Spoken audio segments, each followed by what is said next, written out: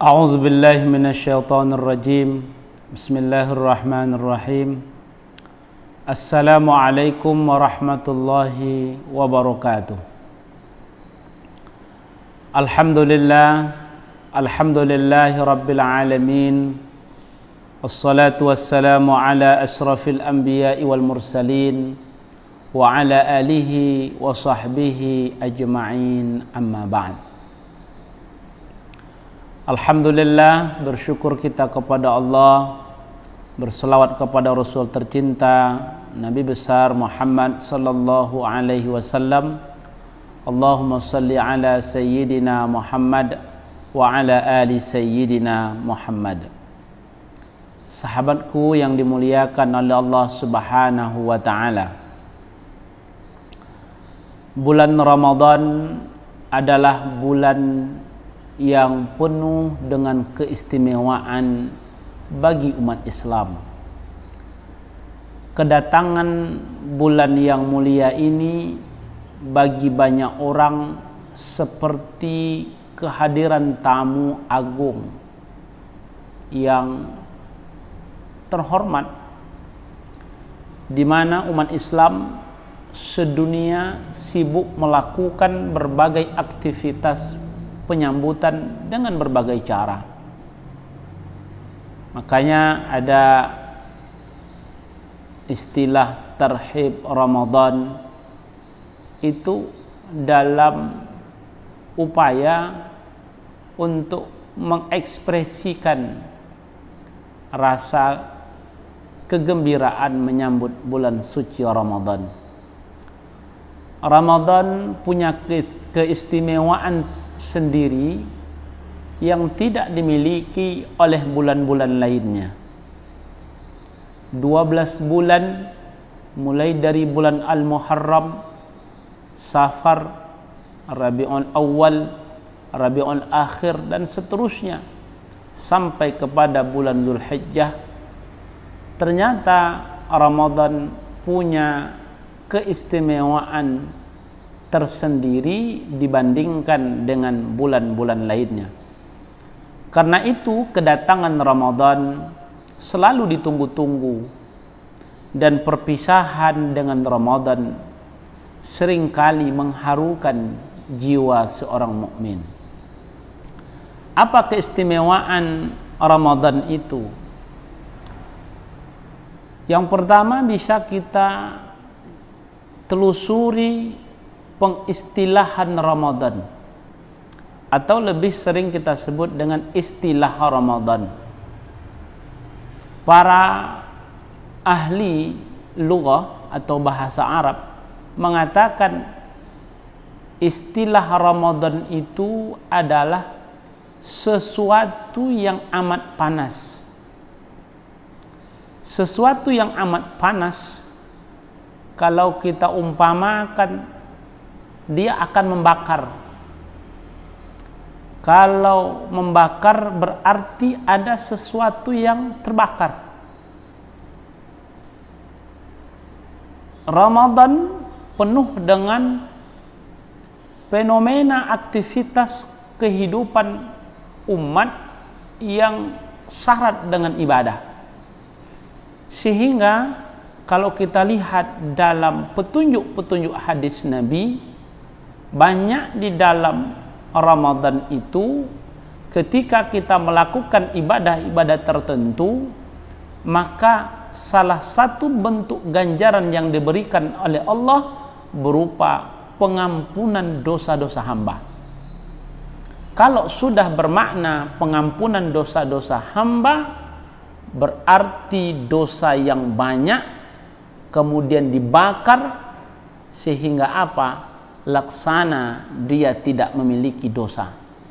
Maka Ramadan itu kalau coba kita hubungkan dengan istilah bahasanya, maka sesuatu yang amat panas kemudian terbakar, dan terbakarnya itu ibarat dosa yang menumpuk banyak, kemudian dengan ibadah yang dilaksanakan dengan penuh imanan wahtisaban, maka dia dosa-dosanya itu dihapus oleh Allah Subhanahu wa taala.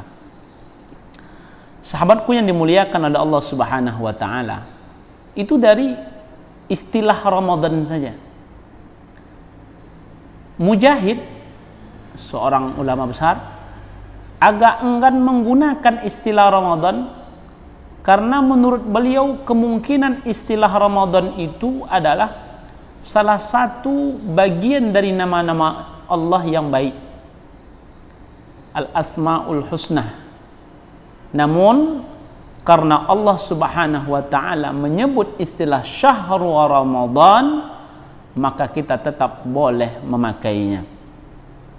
Ini bisa kita rujuk di dalam kitab Jami'ul Bayan At-Ta'wil Ayatul Quran.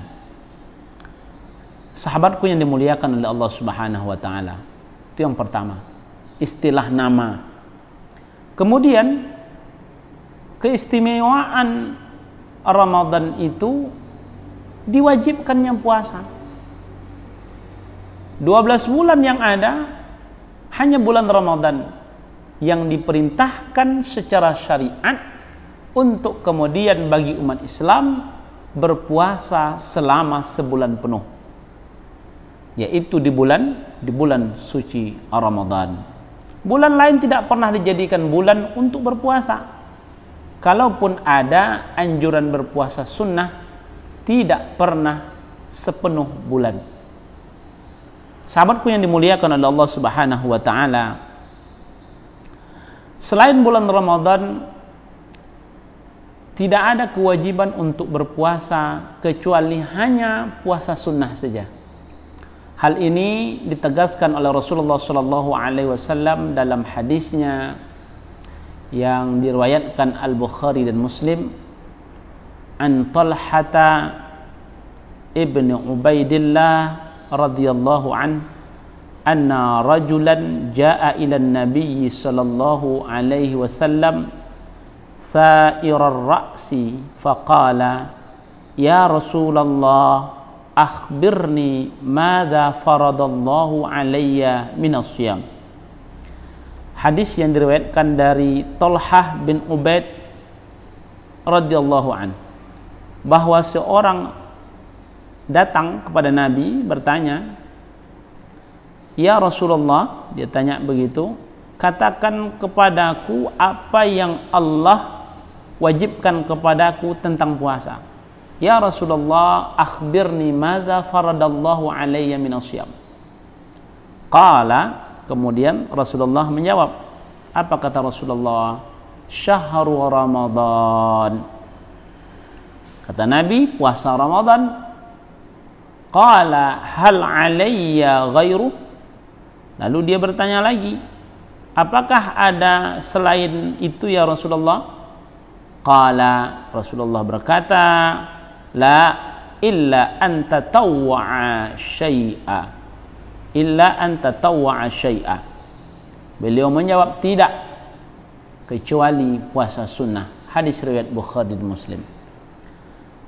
Sahabatku yang dimuliakan oleh Allah Subhanahu wa taala, itu keistimewaan bulan Ramadan, di sana diwajibkan berpuasa.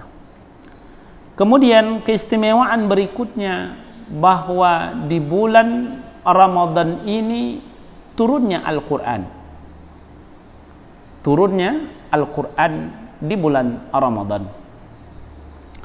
Para ulama umumnya sepakat bahwa ada 2 kali bentuk penurunan Al-Quran. Ada fase pertama dan ada fase kedua. Namun keduanya itu terjadi di dalam bulan Ramadan. Sahabatku yang dimuliakan oleh Allah Subhanahu wa taala, kalau kita lihat dalam fase pertama ini, Al-Quran turun sekaligus dari Lauhul Mahfuz di sisi Allah ke Baitul Izzah. Jadi dari Lauhul Mahfuz ke Baitul Izzah di langit dunia, sebagaimana disebutkan oleh Asy-Sya'bi yang dikutip oleh Imam Al-Qurtubi dalam tafsir Al-Jami'u li Ahkamil Quran. penurunan Al-Quran fase pertama ini terjadi di bulan Ramadan. Jadi dari dari Lauhul Mahfuz ke Baitul Izzah, langit bumi, itu terjadi di bulan Ramadan. Sebagaimana yang disebutkan dalam Al-Quran, Syahrul Ramadan allazi unzila fihil Quran. Bulan Ramadan itu bulan yang diturunkan di dalamnya Al-Quran. Kemudian di dalam ayat lain dikatakan, Inna anzalnahu fi lailatul qadr. Sesungguhnya kami telah menurunkan Al-Quran itu pada malam Qadar. Kalau kita lihat ayat ini memang tidak menyebutkan bulan Ramadan, tetapi siapapun tahu bahwa Lailatul Qadar itu adanya di bulan Ramadan. Sehingga pada bulan Ramadan ini Al-Quran diturunkan oleh Allah Subhanahu wa ta'ala. Itu fase yang pertama. Fase yang kedua, Al-Quran diturunkan dari langit dunia ke muka bumi ini, tepatnya kepada Rasulullah SAW. Prosesnya tidak turun sekaligus, tidak daf'atun wahidah, tidak sekaligus diturunkan, melainkan turunnya ayat itu, ayat per ayat itu selama 23 tahun. Jadi bukan memakan waktu yang singkat, 23 tahun. Nah, hal ini dilakukan dalam rangka apa? Dalam upaya untuk menyesuaikan dengan kebutuhan yang terjadi pada setiap episode sirah nabawiyah saat itu. Jadi peristiwa apa yang terjadi, maka peristiwa yang berkaitan ayat-ayat itulah yang kemudian diturunkan oleh Allah melalui malaikat Jibril alaihi salam. Nah, artinya dia tidak diturunkan sekaligus, tapi diturunkan secara berangsur-angsur, dan masanya itu lebih kurang 23 tahun. Sahabatku yang dimuliakan oleh Allah Subhanahu wa ta'ala, lalu awal mula turunnya ayat terjadi di malam bulan Ramadan, yaitu di atas Jabal Nur, di dalam Gua Hira. Saat itu yang turun hanya 5 ayat saja, yaitu 5 ayat pertama surah Al-Alaq. Iqra bismi rabbikal ladzi khalaq, khalaqal insana min 'alaq. Iqra wa rabbukal akram, alladzi 'allama bil qalam, 'allamal insana ma lam ya'lam. Sahabatku yang dimuliakan oleh Allah Subhanahu wa ta'ala, artinya apa? Turunnya Al-Quran itu dengan 2 fase tadi ternyata terjadi pada bulan Ramadan. Kemudian keistimewaan Ramadan berikutnya, adanya malam Qadar, atau sering disebut dengan Lailatul Qadar. Lailatul Qadar itu adalah satu malam yang penting yang terjadi pada bulan Ramadan, yang dalam Al-Quran digambarkan sebagai malam khairum min alfi syahr, malam yang lebih baik dari 1000 bulan. Jadi kalau 1000 bulan, satu malam itu khairum min alfi syahr, lebih baik dari 1000 bulan. Dan malahan diperingati sebagai malam turunnya Al-Quran. Nah, kalau kita lihat, coba telusuri lebih lanjut malam Qadar itu apa keistimewaannya. Gambaran tentang keistimewaan malam itu dapat dijumpai dalam surah Al-Qadar. Inna anzalnahu fi lailatul qadar wa ma adraka ma lailatul qadar. Lailatul Qadri khairum min alfi syahr. Sahabatku yang dimuliakan oleh Allah Subhanahu wa ta'ala, oleh ulama, istilah qadar ini dimaknai sebagai penetapan dan pengaturan. Jadi qadar itu maknanya penetapan atau pengaturan, sehingga makna Lailatul Qadar, malam Qadar itu dapat dipahami sebagai malam penetapan Allah bagi perjalanan hidup manusia. Makanya penggunaan qadar sebagai ketetapan dapat juga dijumpai pada surah yang lain. Di antaranya bisa kita lihat dalam surah Ad-Dukhan. A'udzubillahi minasyaitonirrajim. Bismillahirrahmanirrahim. Inna anzalnahu fi lailatin mubarakatin. Inna kunna munzirina fiha yufraqu kullu amrin kim. Amran min indina inna kunna mursilin. Itu di dalam surah Ad-Dukhan. Sahabatku yang dimuliakan oleh Allah Subhanahu wa taala. Kemudian malam qadar itu juga dipahami oleh sebagian ulama sebagai malam yang mulia yang tiada bandingnya. Malam itu mulia karena terpilih sebagai malam turunnya Al-Quran. Makanya penggunaan qadar yang merujuk pada kemuliaan dapat dijumpai pada ayat-ayat atau dalam surah yang lain yang berbicara tentang seperti misalnya kaum musyrik. Wa ma qadarullaha haqqa qadrih idh qalu ma anzalallahu ala basharin min syai'. Mereka itu tidak memuliakan Allah dengan kemuliaan yang semestinya, tak kala mereka berkata bahwa Allah tidak menurunkan sesuatu pun kepada masyarakat. Sahabatku yang dimuliakan oleh Allah Subhanahu wa taala. Ada juga ulama yang memahami malam qadar itu sebagai malam yang sempit karena banyaknya malaikat yang turun ke bumi. Jadi disebut sebagai malam yang sempit karena malaikat turun ke bumi sehingga penuh, seperti yang ditegaskan di dalam surah Al-Qadar juga. Penggunaan qadar juga melambangkan kesempitan dapat juga dijumpai daripada ayat-ayat lainnya. Dalam surah Ar-Ra'd itu dikatakan seperti itu. Itu keistimewaan malam qadar itu. Lalu kapan waktunya malam qadar itu?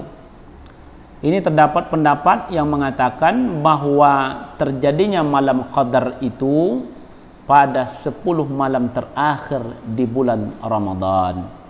Hal ini juga dijelaskan di dalam hadis Aisyah radhiyallahu anha. Dia katakan, carilah malam Lailatul Qadar itu di malam ganjil pada 10 hari terakhir di bulan Ramadan. Sahabatku yang dimuliakan oleh Allah Subhanahu wa taala. Kemudian keistimewaan Ramadan itu disyariatkannya salat tarawih.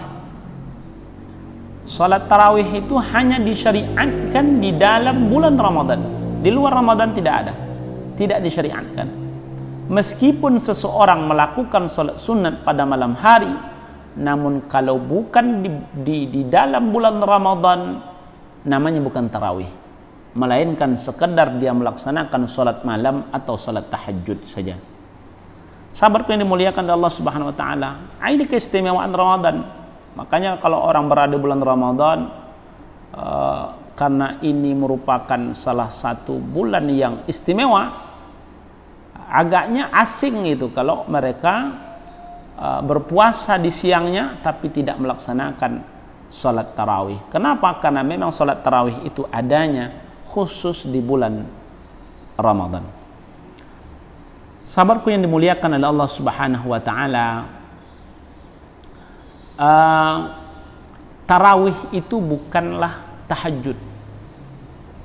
Rasulullah SAW tiap malam secara rutin mengerjakan salat tahajud, baik di dalam bulan Ramadan maupun di luar bulan Ramadan.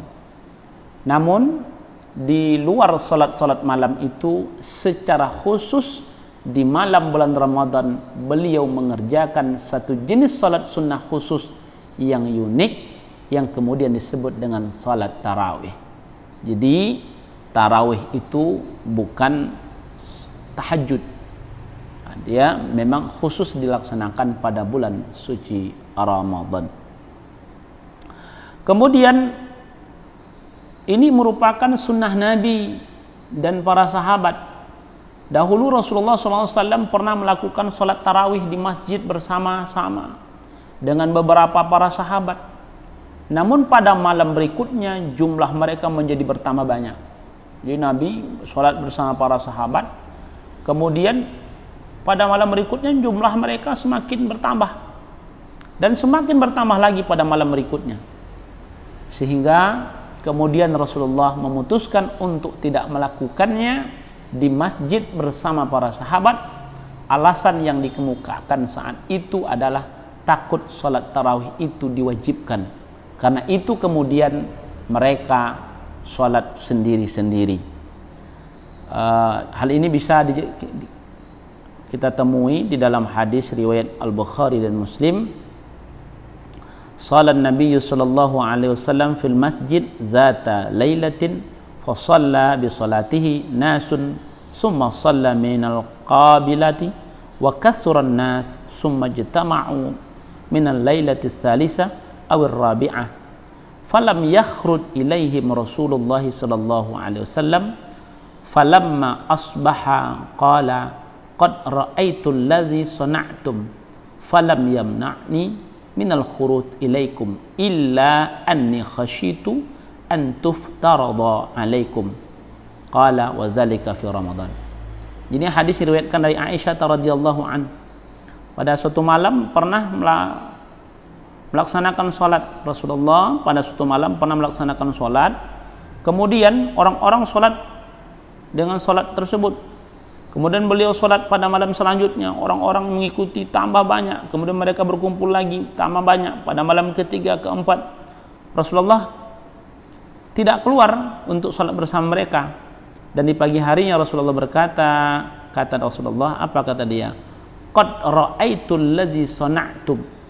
Aku telah melihat apa yang telah kalian lakukan. Falam yamna'ni minal khuruj ilaikum.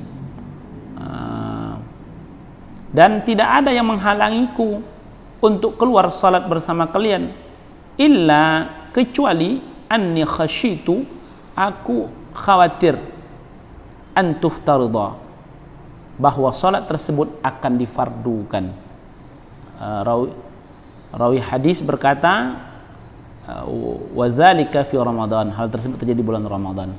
Nah, ini salah satu alasan kenapa Rasulullah tidak merutinkan berjamaah salat tarawih itu, karena dia khawatir nanti bisa jadi salat tarawih itu akan menjadi sesuatu yang dipardukan. Itu yang dia yang khawatirkan. Kemudian hingga datang pada masa kekhalifahan Umar bin Khattab yang menghidupkan lagi sunnah Nabi tersebut, seraya mengomentari apa kata dia, ini adalah sebaik-baik bid'ah. Dia katakan ini adalah sebaik-baik bid'ah. Maksud bid'ah di sini adalah secara bahasa yaitu sesuatu yang tadinya tidak ada lalu diadakan kembali.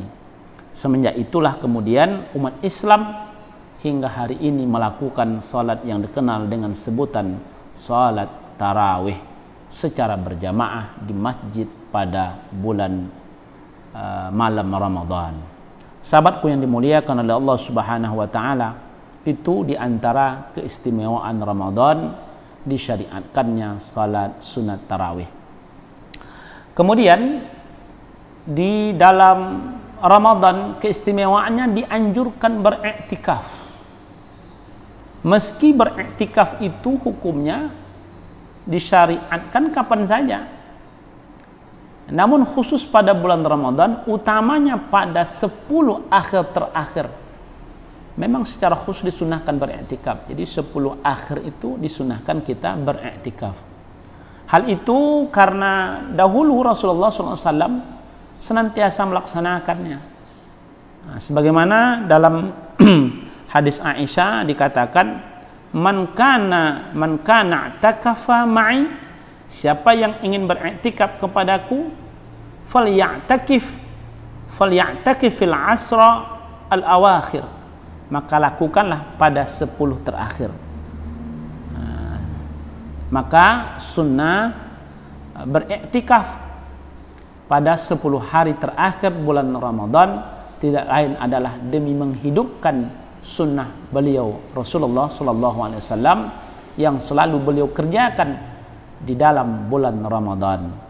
Dan hal itu di luar dari kesunahan untuk beriktikaf di selain hari-hari bulan Ramadan. Kemudian juga disebutkan keistimewaan Ramadan itu, pintu surga dibuka, pintu neraka ditutup. Allah Subhanahu wa taala menjanjikan bahwa di dalam bulan Ramadan itu pintu-pintu surga dibuka lebar-lebar, sedangkan pintu neraka ditutup serapat-rapatnya. Bahkan setan pun dibelenggu tangannya, kakinya, sehingga ruang geraknya menjadi sangat terbatas. Rasulullah SAW menyampaikan hal ini dalam hadisnya, "Iza jaa Ramadan futihatil abwabul jannah wa ghuliqat abwabun nar wa suffidatis sayatin." Ketika datang bulan Ramadan, pintu-pintu surga dibuka, pintu neraka ditutup, dan setan-setan dibelenggu. Kebanyakan para ulama menafsirkan hadis ini bahwa bulan Ramadan itu sebagai bulan yang kita diberikan kesempatan untuk bisa mendapatkan surganya Allah dan tidak termasuk ke dalam neraka. Kalau pintu surga itu dibuka, hal ini menunjukkan seolah-olah surga sudah siap menyambut kedatangan kita. Surga sudah siap menyambut kedatangan orang yang mengisi Ramadannya dengan ibadah. Dan kalau disebutkan bahwa pintu neraka ditutup, seolah-olah kita diharamkan untuk neraka. Karena memang begitu besar peluang yang diberikan oleh Allah kepada kita umat Islam untuk kemudian mengisi Ramadan dengan berbagai macam amal ibadah. Dan ibadah di bulan suci Ramadan, Allah Subhanahu wa taala lipat gandakan pahalanya dibandingkan dengan ibadah-ibadah lainnya. Ketika disebutkan bahwa setan-setan dibelenggu, maka hal itu menunjukkan bahwa Allah Subhanahu wa taala menurunkan aktivitas para setan selama bulan Ramadan dalam rangka menggoda manusia. Sehingga dengan segala fasilitas itu kita diminta untuk meningkatkan kuantitas dan kualitas ibadah kita kepada Allah Subhanahu wa taala lebih dari biasanya.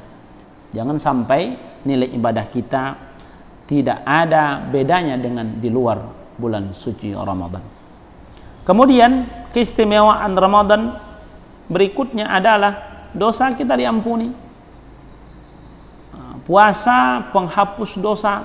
Man shama ramadhana imanan wa ihtisaban ghufira lahu ma taqaddama min dzambih.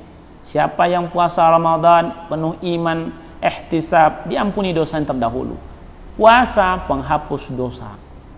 Salat malam hari penghapus dosa.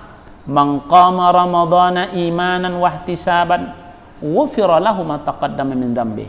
Siangnya berpuasa, malamnya qiyam mendirikan Ramadan, ghufira lahu ma taqaddama min dzambih. Sehingga waktu 24 jam sehari semalam itu apabila kita isi dengan shoma di siangnya, malamnya qama qiyam Ramadan, maka habislah dosa-dosa kita. Kemudian bulan Ramadan juga penghapus dosa. Nah, coba, bulan Ramadan penghapus dosa. Dalam hadis pernah disebutkan oleh Rasulullah, as-salawatul khams wal jum'atu ilal jum'ati wa ramadana ila ramadana mukaffiratun ma bainahunna idza jtanabatil kabair. Ramadan ke Ramadan itu semua itu dapat menghapuskan dosa-dosa di antara waktu tersebut jika menjauhi dosa-dosa besar. Sahabatku yang dimuliakan oleh Allah Subhanahu wa taala.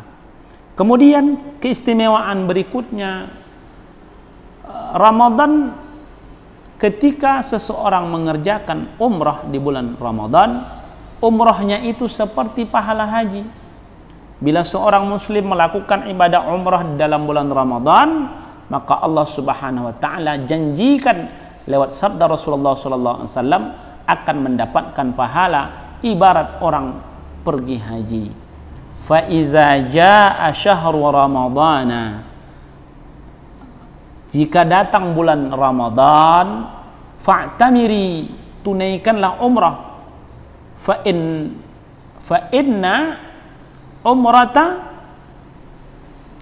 inna umrata fi Ramadan ta'dilu hajjah.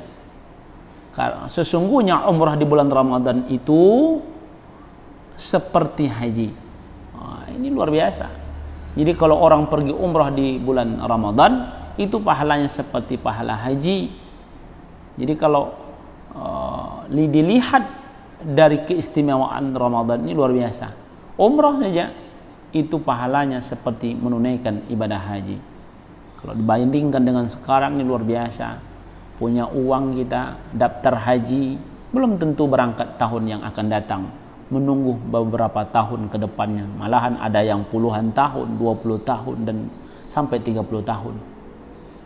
Tapi kalau kita mengerjakan umrah di bulan Ramadan, maka pahalanya seperti pahala haji. Sahabatku yang dimuliakan oleh Allah Subhanahu wa taala. Kemudian Ramadan itu adalah bulan prestasi. Selain dikenal sebagai bulan yang penuh dengan kesempatan beribadah, bulan Ramadan juga dihiasi dengan tinta emas dalam sejarah yang bercerita tentang berbagai keberhasilan umat Islam yang terjadi justru di dalam bulan Ramadan.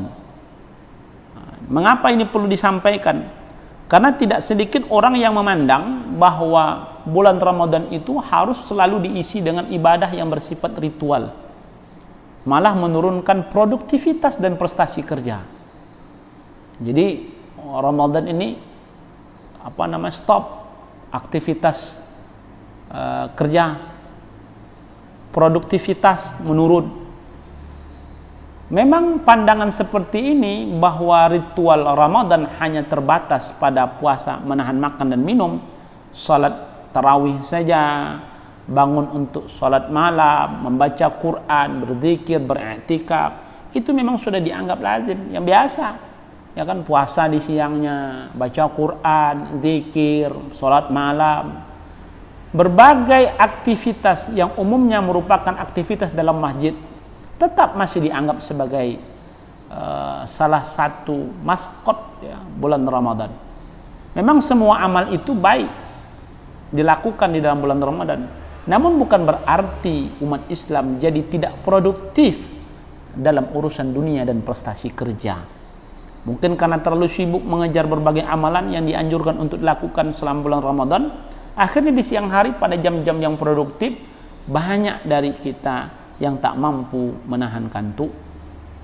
Maka pemandangan yang cukup tidak lazim ya, bisa kita lihat itu di siang hari di berbagai masjid, seolah-olah sibuk berlomba untuk tidur di dalam masjid sebagai pelepas lelah dan kantuk, karena malam harinya habis untuk ibadah. Maka serambi masjid jadi penuh dengan orang-orang yang tidur di siang hari. Akibatnya apa? Akibatnya prestasi kerja jadi menurun, seiring dengan lemesnya badan karena menahan lapar. Padahal kalau kita lihat, coba flashback ke belakang, kita bagaimana di masa lalu ada begitu banyak prestasi yang berhasil diraih umat Islam dan terjadi justru di bulan Ramadan. Misalnya apa? Misalnya perang Badar terjadi di bulan Ramadan. Persiapan perang Khandaq juga di bulan Ramadan. Perang Tabuk. Kemudian ada lagi namanya perang Ain Jalut. Itu semua keberhasilan yang gemilang yang dicapai umat Islam pada masa lalu, itu merupakan salah satu terjadinya itu di bulan Ramadan. Artinya apa? Tentu bulan Ramadan adalah bulan kemenangan, kan di bulan itulah kita dahulu melihat bagaimana prestasi-prestasi masa lalu, termasuk juga di negeri kita Indonesia. Bulan Ramadan itu bulan kemenangan, karena di bulan itulah kita dahulu memproklamasikan kemerdekaan kita sebagai negara yang besar, Republik Indonesia. Artinya apa? Kalau kita lihat dalam sejarah, justru prestasi-prestasi besar itu terjadi di bulan suci Ramadan. Inilah kira-kira beberapa hal yang coba kita telusuri terkait dengan keistimewaan Ramadan. Banyak yang lain mungkin yang belum tersampaikan, tapi paling tidak ini merupakan stimulus kita bahwa kita menyadari bahwa Ramadan ini adalah bulan yang mulia, bulan yang dinanti-nanti, sehingga mari kita manfaatkan dengan sebaik-baiknya. Wallahu a'lam. Wassalamualaikum warahmatullahi wabarakatuh.